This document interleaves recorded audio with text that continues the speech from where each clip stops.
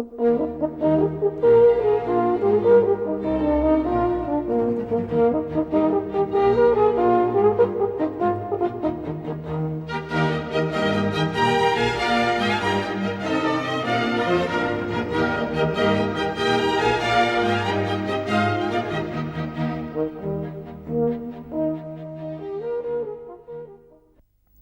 the late 1630s, the French jurist and amateur mathematician Pierre de Fermat enunciated what has come to be known as his famous last theorem.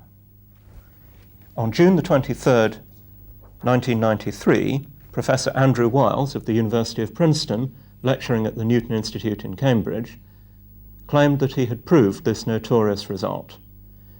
What I would like to do in this talk is to give a brief history of the attempts that have been made to solve this problem and to very briefly outline some of the ideas that have led into Andrew Wiles's attempted proof.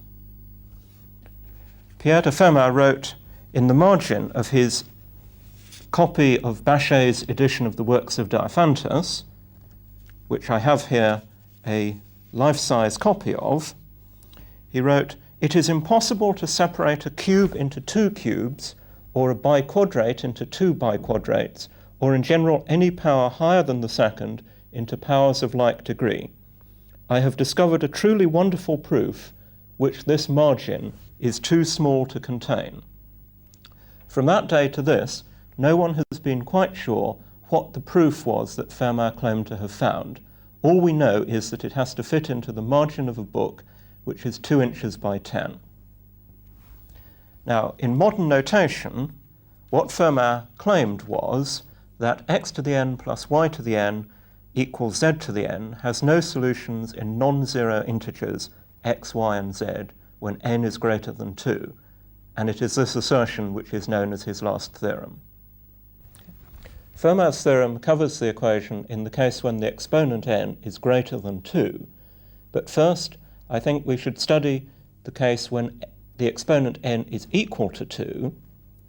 In this case, it is well known that there are solutions, the simplest of which is 3 squared plus 4 squared equal to 5 squared, and this particular relation has been known at least since the time of the ancient Babylonians, and so is probably one of the oldest arithmetic facts in history. What Diophantus had actually proved in the book in the margin of which Fermat had been writing was that the general solution to this equation can be expressed in the form x equals u squared minus v squared, y equals 2uv, and z equals u squared plus v squared for any integer values u and v.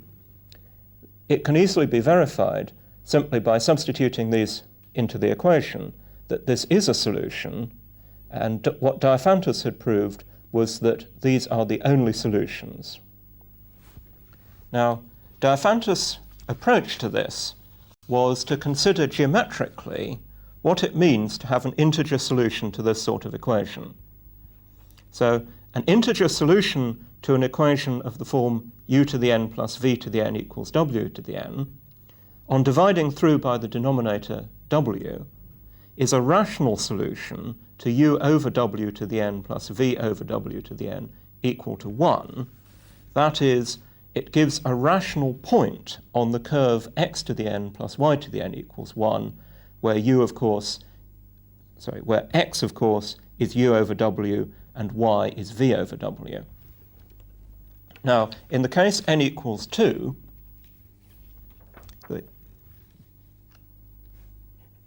the equation is the equation of a circle, and if we have a point xy on the circle, let us suppose that the angle subtended at the center is theta, so the angle subtended at the circumference is theta over 2. Now, if we put t equals tan half theta, so that x is cos theta and y is sine theta, then using the tangent of the half-angle formula from elementary trigonometry, we find that x is 1 minus t squared over 1 plus t squared, y is 2t over 1 plus t squared, and substituting t equals u over v, gives the equation that Diophantus had originally found. Now, we're interested in generalizing this to the case when n is greater than 2. So, for example, here is a sketch of the curve when n equals 3. For odd exponents such as 3, the curve no longer has circular symmetry, but instead goes off to infinity, asymptotic to the line y equals minus x. And the assertion of Fermat is that this curve has got only the rational points in which one of the two coordinates is 0. Now, I said that Fermat gave no hint of what his general proof was, but we do know that he had a proof in the case n equals 4, and this proof was based on the studies of Diophantus. So I'd like to begin by outlining Fermat's original proof. So if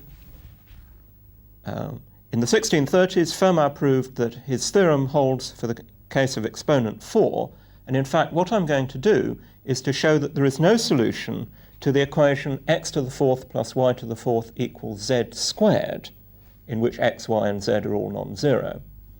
Fermat's technique for solving equations of this form he called infinite descent. The idea is to suppose that there is a solution in which x, y, and z are all non-zero. We assume that this is the smallest solution, in other words, that the value of z is as small as possible, and by algebraic manipulation we derive a solution in which the value of z is even smaller. Since z is a non-zero integer, and since there can be no infinite descending sequence of non-zero integers, since there is a smallest non-zero integer, namely 1, we conclude that the supposition that there was a solution in the first place is untenable, and show that the equation has no solutions. So let's follow through the algebraic manipulation. We write the equation as x squared squared plus y squared squared equals z squared. This is now in the form that Diophantus had found a parameterization for. We assume that x is odd and y is even, then x squared must be expressible in the form u squared minus v squared, y squared must be expressible in the form 2uv, and z must be of the form u squared plus v squared. We can assume that there is no common factor in u and v, since a common factor in u and v would be a common factor in x, y, and z, and we could divide through by it. And then the fact that 2uv is a square, and u and v have no factor in common, means that u must be a square, say p squared, and v must be a square, twice a square, say 2q squared. So our original equation becomes x squared plus 2q squared, all squared, equals p squared squared. And now this is again in the form that Diophantus had treated. We can write x as a squared minus b squared, 2q squared as 2ab, and p squared as a squared plus b squared, where again a and b are integers. Again, we can assume they have no common factor, since a factor in common between a and b would again give us a factor in common between x, y, and z. It turns out that a must be odd and b must be even. Now 2ab is twice a square, so a and b must both be squares, say a equals c squared and b equals d squared, and we show that c squared squared plus d squared squared is equal to p squared, where it's now easy to show that p is less than z. So the assumption that there is an equation with right-hand side z non-zero and as small as possible is untenable, and so there can be no solutions to the original equation x to the 4th plus y to the 4th equals z squared with z non-zero. And this is sufficient to prove the case n equals 4 of Fermat's last theorem. Since every exponent must be either divisible by 4 or by an odd prime number, we can assume that the exponent is a prime number, say p. The next advance was made by the Swiss mathematician Euler, who tackled the case n equals 3. His proof was not complete it was in fact not completed until 1822, when the German mathematician Carl Gauss was able to fill a gap in an assumption that Euler had made about factorization of numbers that involve the cube root of unity. Gauss, who completed the proof in 1822, was one of the giants of mathematics. It was said that he was the last person to understand everything in mathematics, and that after his time that was impossible because he had advanced the subject so much and in so many different ways. He was the court mathematician and astronomer at the University of Göttingen, and he had already made significant advances in the theory of numbers while still a teenager. Indeed, it is said that one of the perils of working in mathematics in the early 19th century was that everything had been done by Gauss while still at school, but he had not thought it interesting enough to publish. In the case of Fermat's last theorem, Gauss's expertise seems to have slipped. He thought that the problem was not very interesting and said that he could conjecture an infinite number of similar problems, the resolution of which would be equally uninteresting. This seems to be the only occasion on which his eye for a good problem failed him. Gauss cleared this up in 1822. In 1825, Dirichlet attempted to extend this working to the case when the theorem with exponent 5. There was again a difficulty which he resolved in 1828. In 1839, Lamé, by a similar analysis, managed to prove Fermat's last theorem for the case of exponent 7. And as you can see, the gap is getting wider, and it was clear that this line of argument was going to lead to considerable difficulties. The subject was finally resolved by Kummer, who was able to resolve the problem of the factorization in a study which led to the foundation of the modern theory of algebraic numbers, and which showed that the line of argument started by Euler in fact had no chance of succeeding in general, and that a completely new methods of argument were going to be required. At this point, it's convenient to split the theorem up into two cases.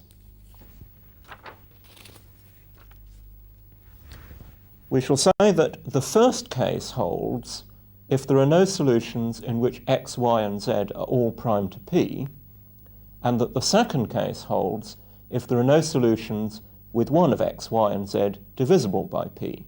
So Fermat's last theorem will hold if it holds in both the first and the second case.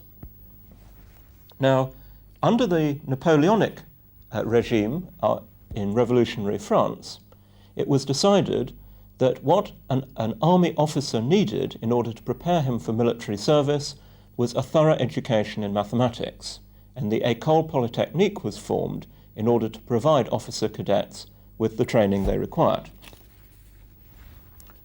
One of the lecturers at the École was the mathematician Joseph-Louis Lagrange. In 1804, he was communicating with a young student who wrote to him under the name of Monsieur Leblanc. Monsieur Leblanc wrote to explain that he was unable to attend Lagrange's lectures, but he had been conducting independent research and would value Lagrange's opinion on his manuscripts. Lagrange read the manuscripts and was very impressed by the young student's researches. He asked to meet him, and after a complicated series of negotiations, he finally went to the student's home and was very surprised to be met not by the young Monsieur Leblanc, but by Mademoiselle Sophie Germain, who, as a woman, was debarred from army service and therefore from entry to the École Polytechnique. Nonetheless, she had been able to obtain Lagrange's lecture notes and to start research in number theory. She had obtained some results in the direction of Fermat's theorem, and it was the first case which she had been studying.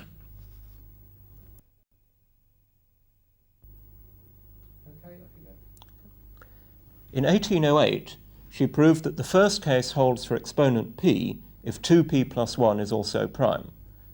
This covers, for example, the case p equals 3, since 7 is a prime, already proved by Euler, the case p equals 5, since 11 is prime, but does not cover the case p equals 7, since 2p plus 1, which is 15, is composite.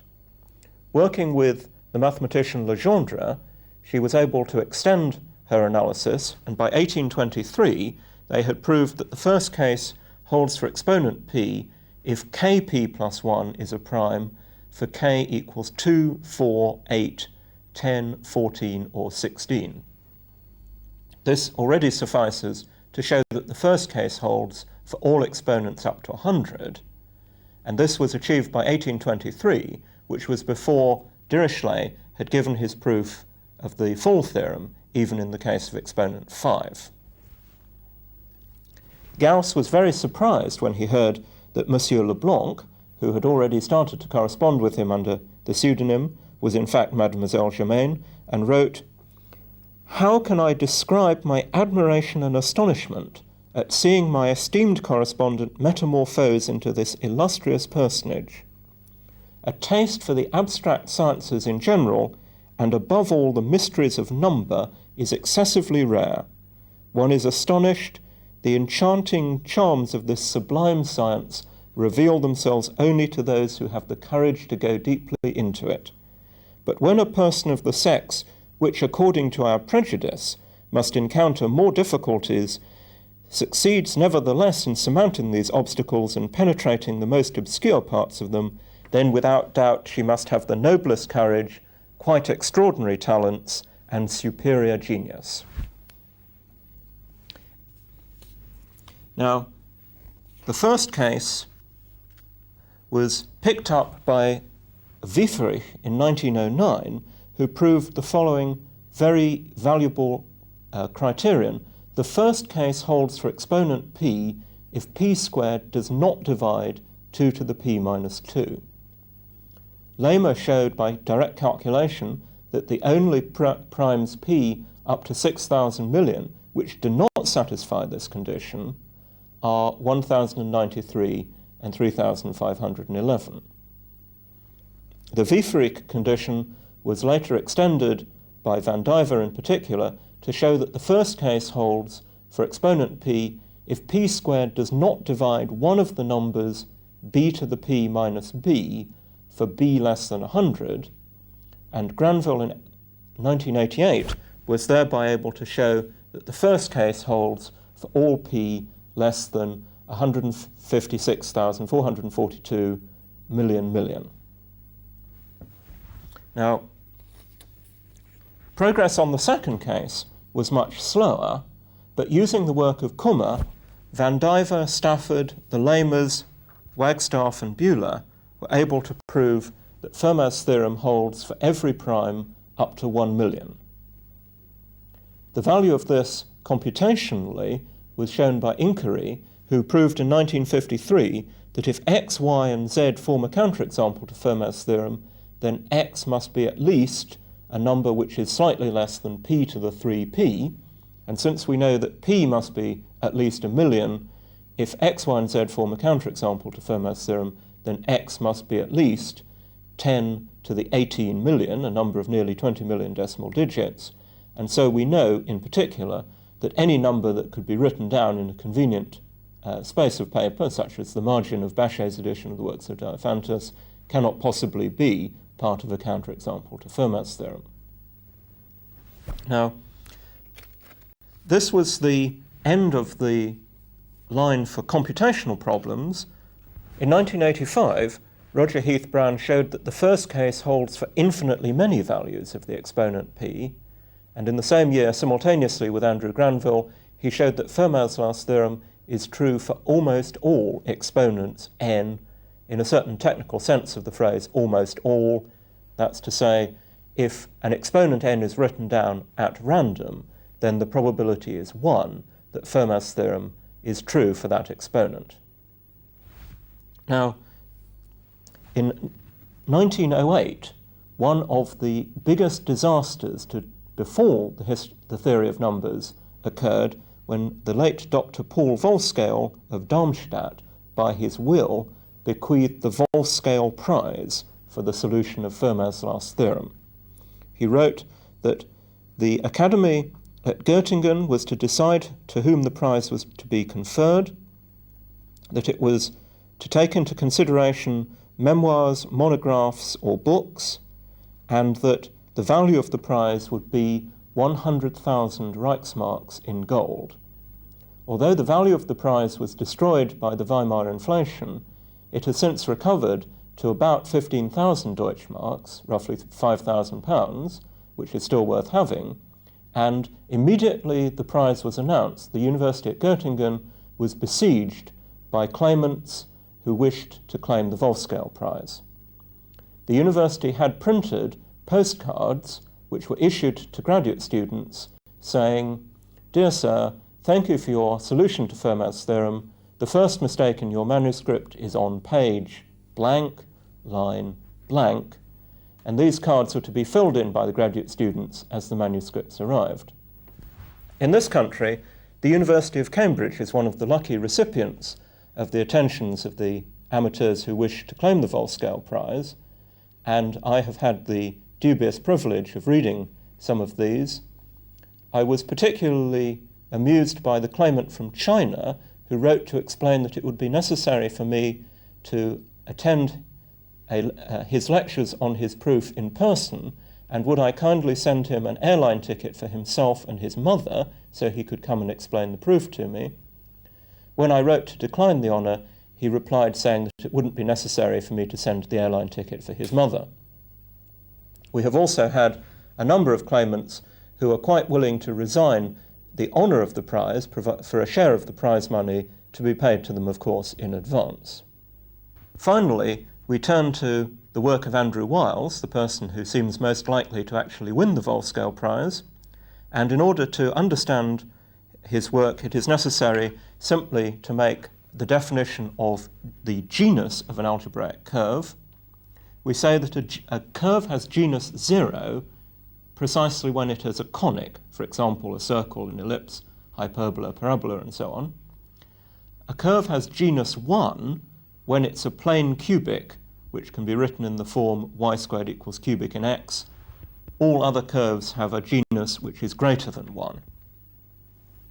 Now, the relation to Fermat's theorem is through the conjecture of Taniyama, Shimura, and Weil, who claimed that every curve of genus 1 is modular.